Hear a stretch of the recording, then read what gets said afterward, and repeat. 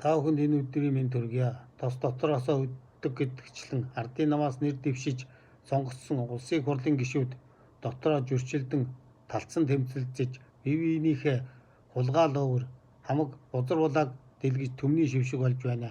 Хэрэв хууль бүгдэд тэгш үйлчилдэг байсан бол улсын дээд шүүх ардын намыг аль эрт татан болох байлаа.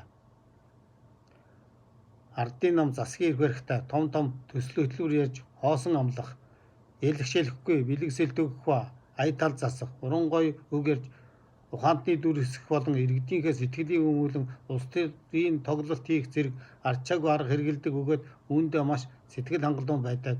Энэ арга нь 105 жилийн турш улс орныг удирдж ирсэн Монгол ардын намыг үзэл санааны хувьд ялзарч, улс төрийн хувьд дампуурч, төр төмнөө удирдах ямар ч чадамжгүй болгож байна.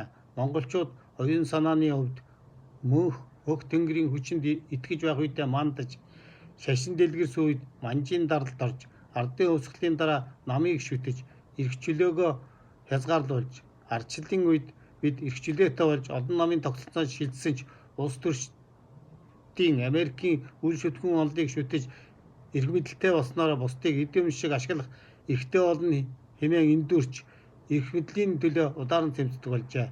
Товчхондоо ардын намд найдах юу ч үлдсэнгүй. Хууль нь гуйл болж хулгайч нь лидер болдог энэ хөгийн нийгмийг бид бүтээсэн, бид л өөрчлөх ёстой.